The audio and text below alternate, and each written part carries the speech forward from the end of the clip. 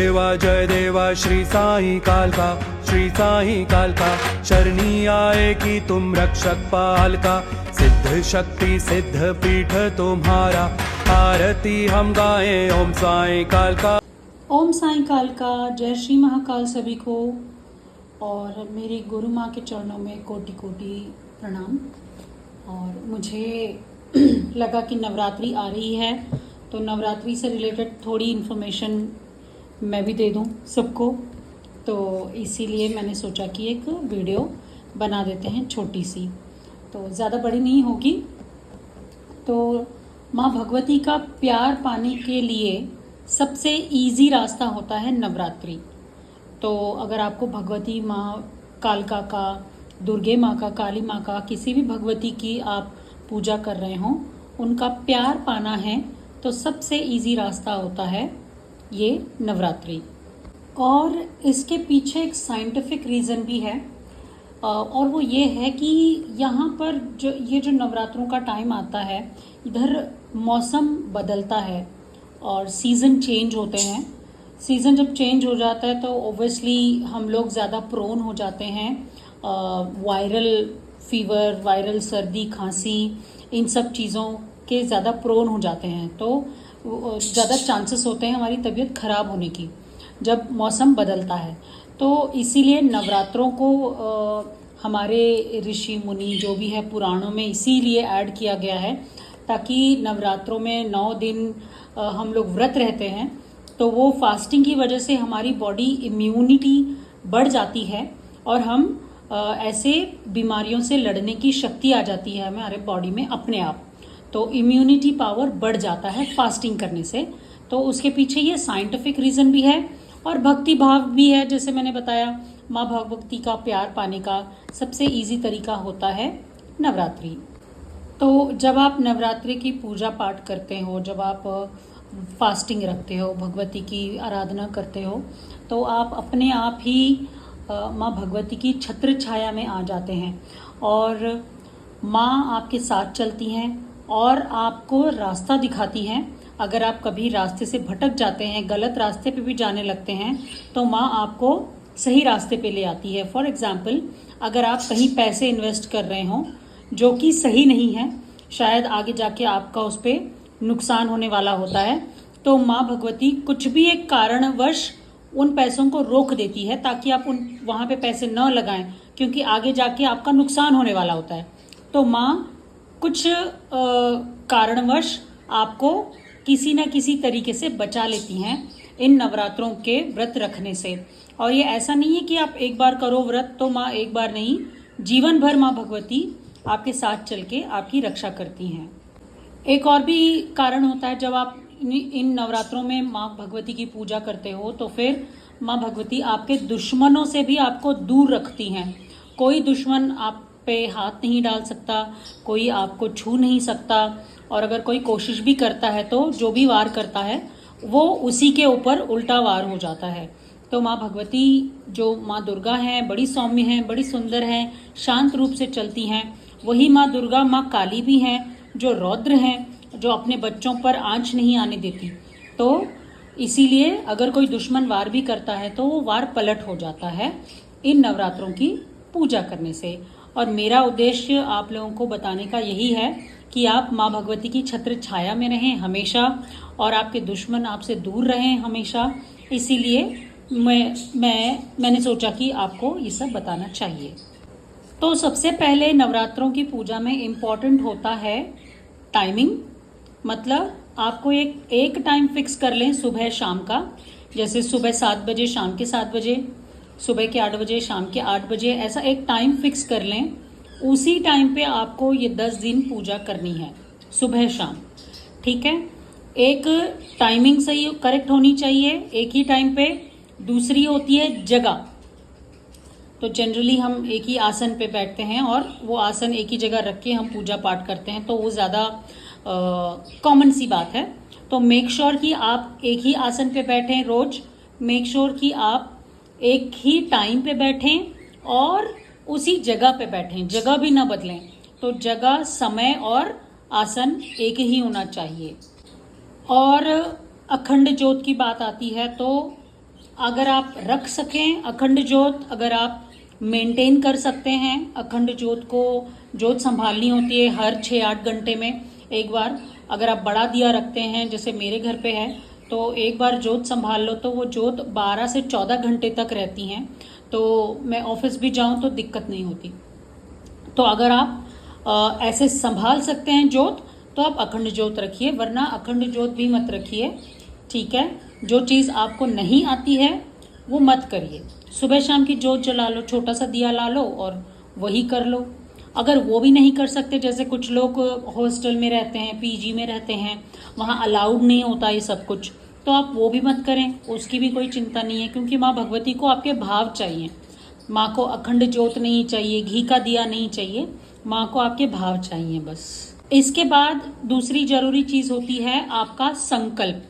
संकल्प मतलब पहले दिन आप माँ भगवती के सामने बैठेंगे और संकल्प लेंगे, अपने हाथ में जल लेके उसमें थोड़े से चावल और एक सिक्का और एक फूल, ये सारी चीज़ें अपने अंजलि में लें, अपने हथेली में लेके आपको संकल्प लेना है। आपको माँ के सामने वचन देना है कि माँ भगवती आपके आशीर्वाद से मैं ये नवरात्रों की पूजा करने जा रहा हूँ, तो आप मेरे साथ रह के इन पूजा को और इन व्रतों को सफल करवाएं और आपकी कृपा दृष्टि हम पर, मुझ पर हमेशा बनाए रखें, मेरे परिवार पर हमेशा आपकी कृपा दृष्टि बनाए रखें। माँ की बस कृपा दृष्टि ही मांगो।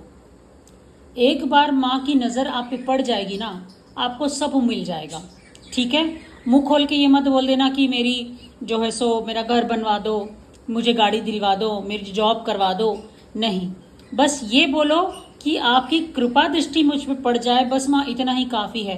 क्योंकि एक बार उनकी नज़र आप पे पड़ गई ना, ये सारी चीज़ें, ये जो मटीरियलिस्टिक चीज़ें हैं सब आपके पैरों में पड़ जाएंगी आके। तो माँ से उनका प्यार मांगो, माँ से उनकी वो नज़र मांगो, जिससे आपका कल्याण हो जाएगा। ये जो मटीरियलिस्टिक चीज़ें हैं, पैसा, प्रॉपर्टी या घर जायदाद या फिर नौकरी, ये सब मत मांगो। क्योंकि एक बार उन भगवती की नज़र आप पे पड़ गई ना, ये सारी चीज़ें आपके पैरों में आके अपने आप गिर जाएंगी।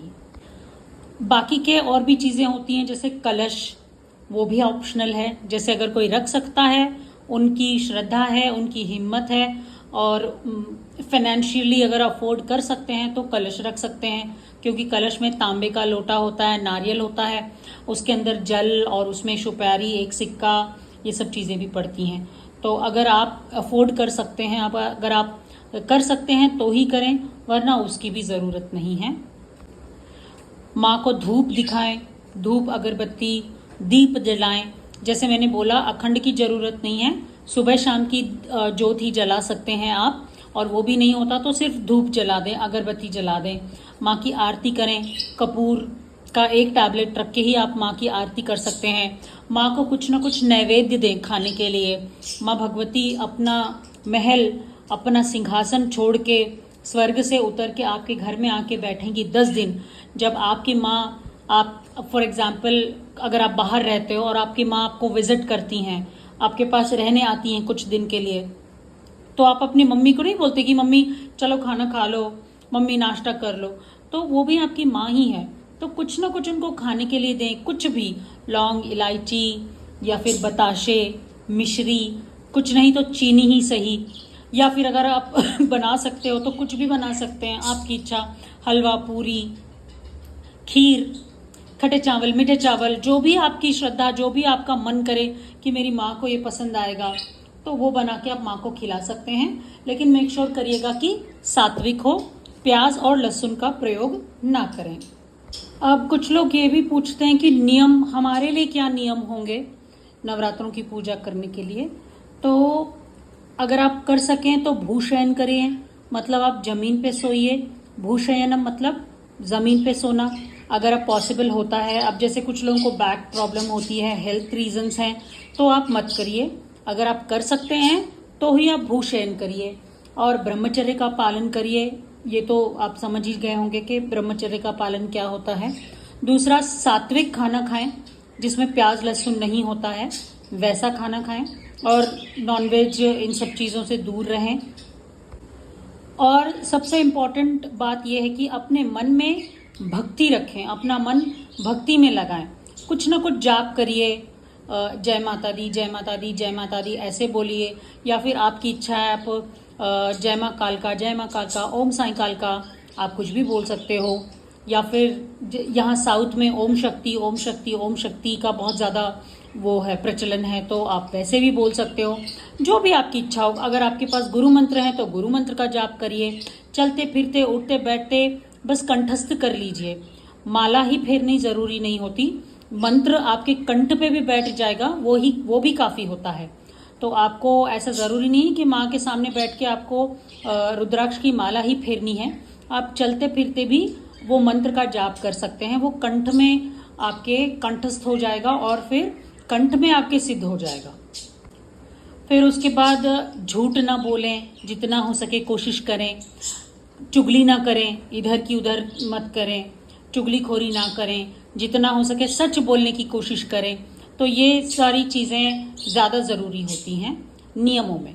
तो बस यही है कुछ नियम माँ भगवती के सिंपल तरीके से। अगर आप नवरात्र करना चाह रहे हैं तो आप ऐसे कर सकते हो, या फिर आपकी श्रद्धा है तो आप आगे और भी कर सकते हो, जैसे माँ को साड़ी देना, चुन्नी देना, 16 श्रृंगार देना, वो सब आपकी इच्छा है। अगर आपके पास शक्ति है तो वो सब भी कर सकते हो, लेकिन सिंपल तरीके से आप इस तरह से नवरात्रि की पूजा साधना कर सकते हैं। एक बार ऐसे नवरात्रि करके देखिए, आपको माँ भगवती का इतना प्रेम मिलेगा ना, असीम कृपा मिल जाएगी माँ भगवती की। आपको लगेगा कि आपको माँ भगवती अपनी गोद में बैठा लिया है, तो आपको ऐसी अनुभूति होगी। बस एक बार इस तरह की भावना रख के, जहाँ पे आपको कुछ नहीं चाहिए, ठीक है, बदले में कुछ मत मांगना, माँ से बोलना कि माँ बस तेरे प्रेम वाली एक नज़र ही चाहिए हमें और कुछ नहीं, आपका प्रेम ही चाहिए माँ हमें और कुछ नहीं चाहिए। तो इस तरह की भावना रख के बस एक बार ऐसे नवरात्रि करके देखिए, आपको खुद अनुभव होगा कि माँ भगवती आपसे कितना प्रेम करती हैं। ठीक है, अब सबसे इम्पॉर्टेंट चीज़ है, मुझे इंस्टा पे किसी ने मैसेज किया था कि एक बार नवरात्रि की पूजा अगर ऐसे करें हम तो क्या हर साल करना पड़ेगा? तो भैया मेरे को एक बात बताइए, ये जनरल लोगों के लिए है, आप अपने बेटे का बर्थडे एक बार मनाते हो या हर साल मनाते हो? अपनी एनिवर्सरी एक साल मनाते हो या हर साल मनाते हो? खुद भी हमारा बर्थडे हम मनाते हैं ना, एक ही साल मना के छोड़ देते हैं या फिर हर साल मनाते हैं? क्योंकि वो तो हमारे लिए एंटरटेनमेंट है, और यहाँ तो भैया ज़मीन पे सोना पड़ेगा, व्रत करना पड़ेगा, ये सारी चीज़ें हैं।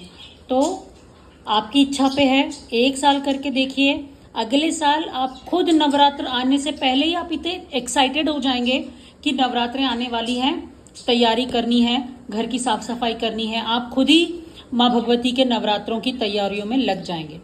तो मन में इस तरह की भावना रख के नवरात्रि करके देखिए, माँ भगवती का आशीर्वाद हमेशा आप पर बना रहेगा। ओम साईं कालका, जय गुरु माँ।